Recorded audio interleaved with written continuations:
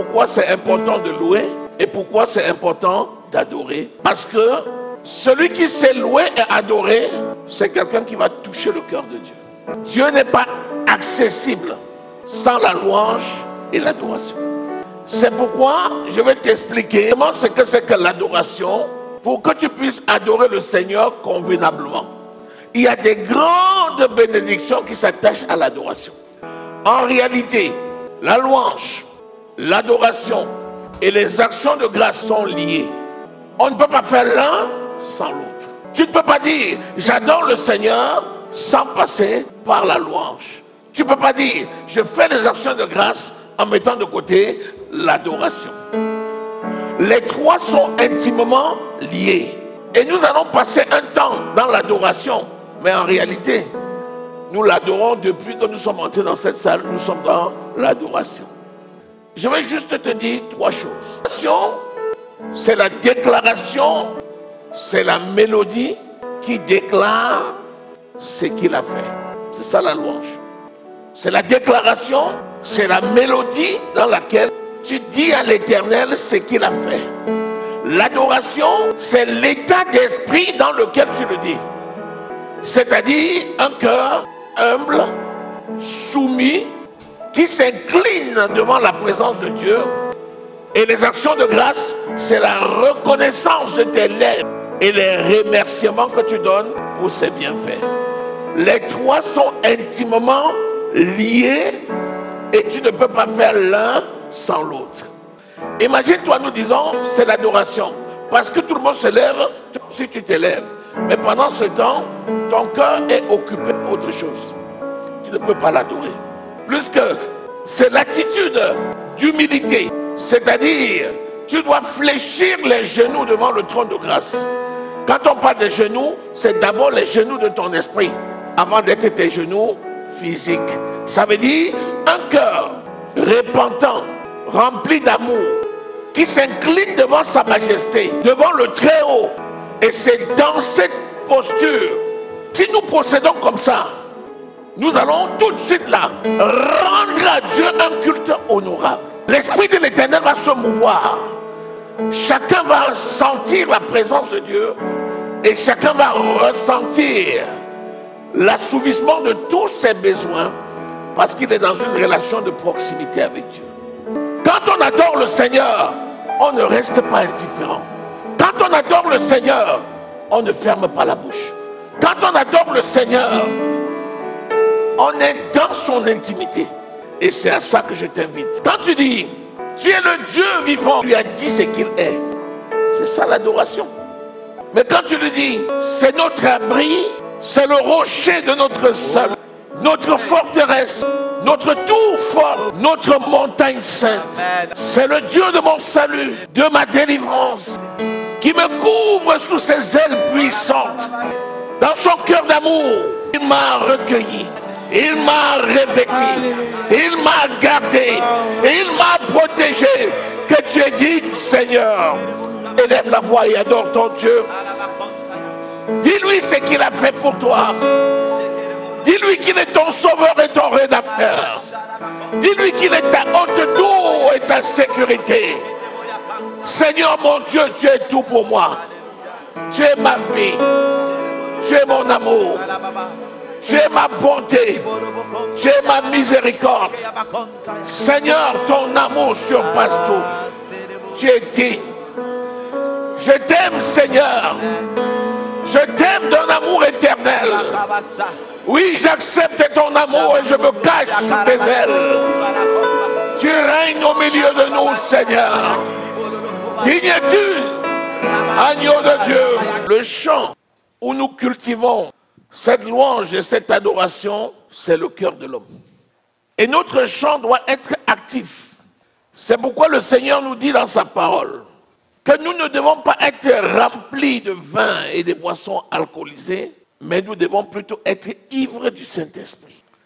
Et c'est l'ivresse spirituelle qui fait germer dans les cœurs les mélodies, les hymnes, les cantiques spirituels. Nous sommes une mélodie de l'Éternel. C'est ce qu'on appelle encore une rhapsodie. La rhapsodie, c'est une partition, c'est une mélodie. L'apôtre Paul dit, vous êtes une lettre de Christ, écrite avec le sang de Jésus. De même, nous sommes une mélodie de Christ. Et nous chantons dans la vie. Cette mélodie qui pousse dans nos cœurs, jaillit sur nos lèvres et ensémence tout notre environnement. C'est pour ça que quand tu fredonnes des airs, les gens te disent, tu es dans la joie. Quand tu sifflotes, les gens te disent, tu es dans la joie. Quand tu chantes, on dit, oh, vous êtes joyeux aujourd'hui. C'est parce que ce qui est enfoui va jaillir. Mais cette joie et cette mélodie poussent d'abord dans ton esprit. Quand tu te réveilles le matin, qu'est-ce qui pousse dans ton cœur? Moi, tous les matins, quand je me lève, il y a une chanson sur mes lèvres. Toujours. Pour ceux qui savent la prière de 5 heures du matin, vous écoutez, il y a toujours une mélodie. La mélodie que vous écoutez là, c'est celle avec laquelle je me suis réveillé. Dès que je me réveille, Dieu me met une mélodie dans le cœur et je la sens pousser et elle germe. Après, je vais chanter cette mélodie en vous appelant. C'est elle que je vais entonner. En vous appelant, c'est elle que je vais entonner jusqu'à ce qu'on rentre dans la prière. C'est comme ça normalement pour chaque enfant de Dieu. Les musiciens que vous voyez dans le monde, vous avez remarqué qu'ils ont beaucoup de succès. Et les musiciens que vous voyez même dans l'église, vous avez remarqué que dès qu'ils sont connus, il y a beaucoup de succès. Et vous avez remarqué que les musicaux sont l'un des groupes toujours les plus actifs de l'église. Vous savez pourquoi? Il n'y a pas d'onction dans l'église sans que ça ne passe par la louange et l'adoration. C'est pourquoi chaque fois que le diable veut détruire une église, il s'attaque au groupe de louange. Il s'attaque au groupe d'adoration. Parce qu'il sait que la mélodie, l'adoration, les actions de grâce qui sortent de la bouche des choristes et des musiciens, le bruit de la cymbale, le bruit de la guitare, la mélodie que ça donne, ça véhicule une onction. Et cette onction-là, elle prépare les cœurs, elle ouvre les cœurs à la parole. Et c'est comme ça que la parole va entrer et être gravée. C'est pour ça que quand le diable arrive, première chose, il se dirige vers le groupe musical pour détruire le groupe musical. Vous n'avez pas remarqué qu'il y a trop de désordre dans les groupes musicaux? C'est souvent la cible de l'ennemi. Il arrive, il voit les comportements des gens, il trouve des failles, il entre. La finalité, c'est quoi? Il veut détruire le groupe parce que ce groupe est très important. Saül fut le premier roi d'Israël. Et Saül, à un moment donné, désobéissait à Dieu et il a ouvert les portes et les démons sont entrés dans sa vie. Saül était roi, mais il était possédé. Il est même parti jusqu'à consulter les voyantes pour écouter la voix de Samuel, le vieux prophète qui était mort depuis. Il a été rejeté par Dieu. Et les démons le perturbaient.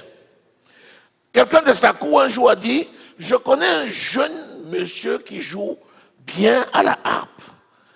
Quand il joue à la harpe, l'apaisement vient. Saül a dit, allez l'appeler. On est parti appeler David. C'était le jeune David. Dans la maison de son père. Il allait garder les brebis avec son père. Et quand David est entré au palais royal, il s'est mis devant Saül.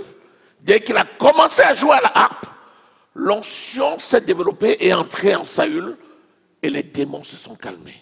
Il a dit, s'il te plaît, laisse-moi ton fils afin qu'il habite dans cette maison.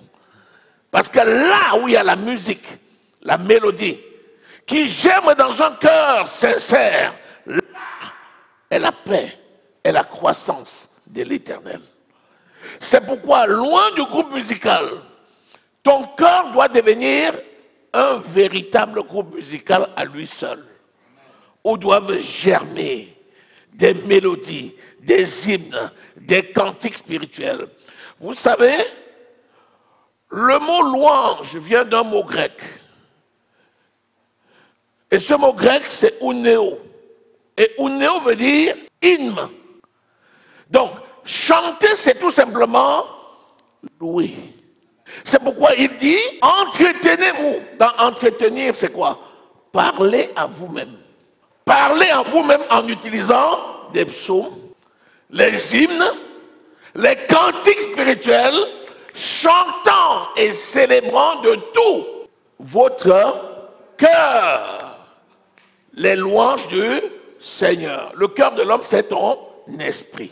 Quelqu'un qui a l'habitude de louer le Seigneur a un cœur qui est enchanté.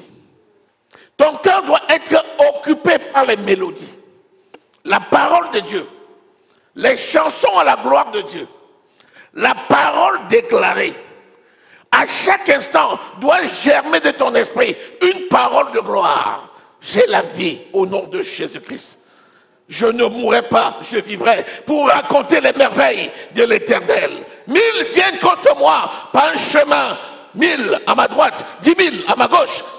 Je ne serai pas atteint. Ils viennent contre moi par un chemin, et puis par sept chemins. L'Éternel est mon berger, je ne manquerai de rien. L'hymne monte dans ton esprit, à longueur de journée, au travail, à la maison, Amen. Dans la rue, à la poste, dans ta famille. Pendant que tu parles avec quelqu'un, il y a un hymne qui monte dans ton cœur. Le cœur est occupé. Les mauvaises choses n'ont pas de place. Et tu mènes une vie glorieuse. En rendant continuellement grâce. Celui qui sait utiliser les voix peut utiliser toute voix. Amen. Toute voix est une voix musicale. Amen. Pourquoi Dieu l'a voulu ainsi? Parce qu'il doit germer dans ton esprit cette voix musicale. Ne dis jamais, je ne sais pas chanter. Qui t'a dit ça? Tu chantes à la perfection. L'adoration, c'est une attitude. Elle vient du mot grec, proskuneo, qui veut dire s'agenouiller, se prosterner, avoir du respect. Celui qui adore l'Éternel, c'est celui qui, dans une position d'humilité et de respect, va louer l'Éternel. On dit qu'il l'adore. Louange ne veut pas dire ce qui est rapide. Et l'adoration ne veut pas dire ce qui est lent. On peut adorer le Seigneur en grande vitesse. Dans un style rap, on peut adorer le Seigneur. Souviens-toi seulement que l'attitude de ton cœur, c'est ce qui détermine tout. Sinon, tu es un comédien. Un acteur mondain qui vient jouer son rôle et sa partition, et dès qu'il quitte la scène, il est une autre personne. Mais si tu as un cœur consacré à Dieu, et que tu lui dis qui il est, ce qu'il a fait pour toi, avec les actions de grâce, tu es agréable à ton Dieu. Ce n'est pas difficile de louer Dieu. C'est difficile de l'adorer. Fruit de tes lèvres qui confesse son nom vient du cœur. Parce que la bouche parle de l'abondance du cœur. Seigneur, je t'aime, je te loue, je t'adore. Celui qui m'aime doit aimer son prochain. Est-ce que tu m'aimes réellement? Oui, Seigneur, je t'aime. Parce que j'ai pardonné à mon prochain qui m'a offensé. Ah oui, là, tu m'aimes. Ce que tu dis maintenant. Notre vie, c'est une vie d'adoration.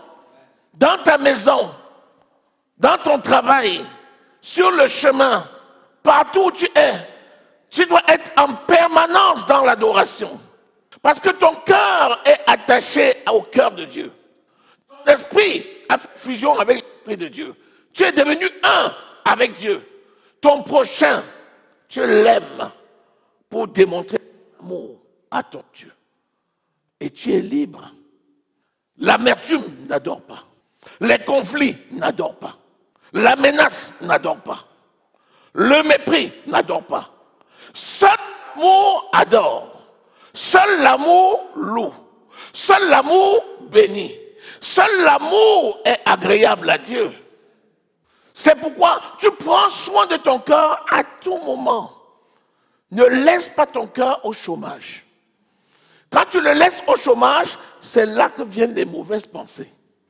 Mais quand tu lui donnes le travail, il s'occupe à adorer Dieu, les mauvaises pensées viennent et passent. La louange que nous rendons à Dieu est proportionnelle à la grandeur de Dieu dans notre cœur. Le psaume 48, verset 1. David louait le Seigneur de façon particulière. David dansait devant la gloire de Dieu Sa propre femme est restée à la fenêtre. Elle a dit, c'est ça le roi? Et un roi qui danse comme ça? Non. David arrive. Sa femme qui était la fille de qui? De Saül. Saül qui était habité par les démons. Quand David chantait la harpe, les démons fuyaient. Et quand Philistin Goliath a menacé le peuple d'Israël et personne ne pouvait l'attraper, c'est encore le petit David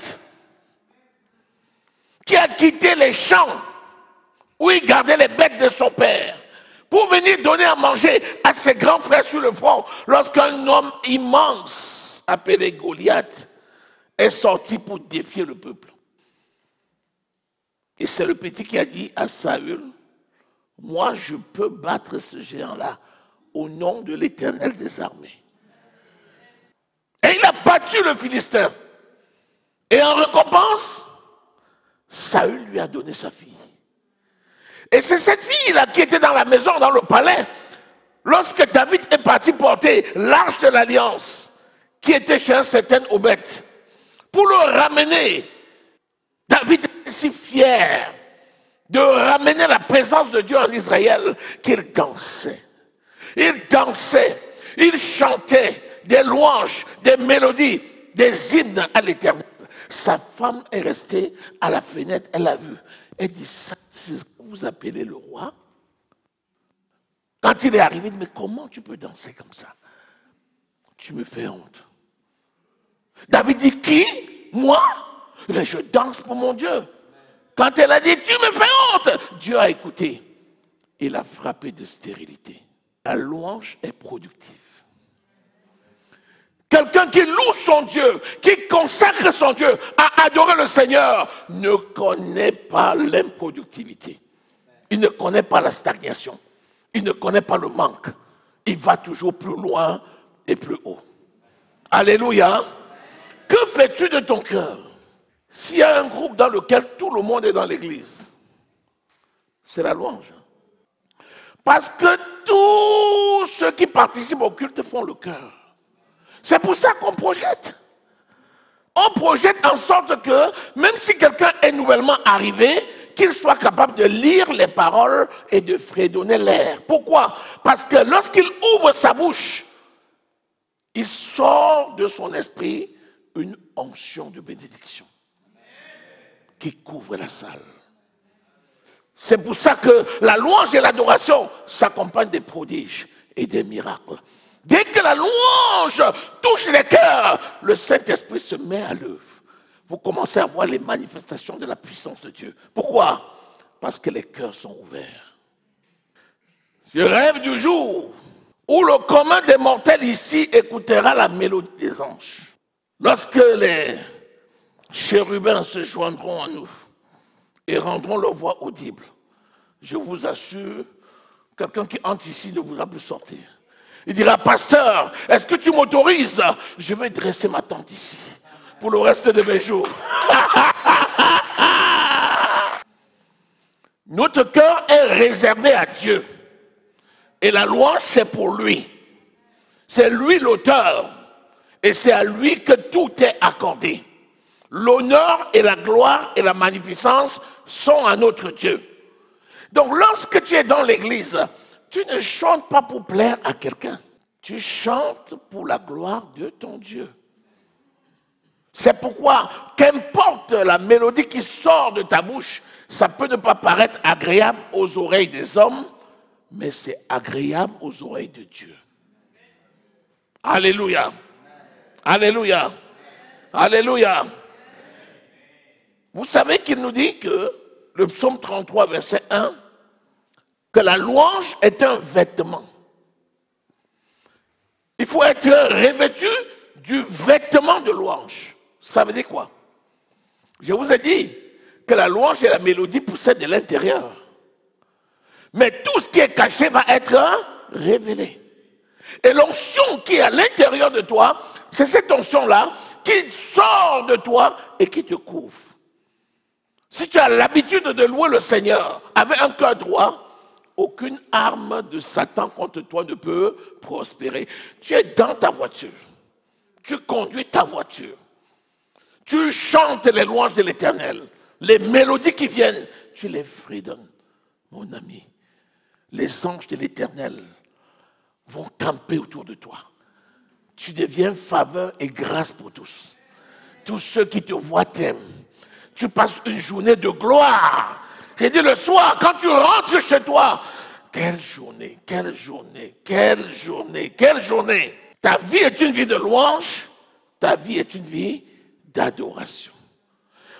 Fais l'effort de continuer à louer le Seigneur et d'aller de gloire en gloire jusqu'à ce que tout ce qui se cache dans le secret de ton cœur resplendisse et que tout ton environnement en soit impacté.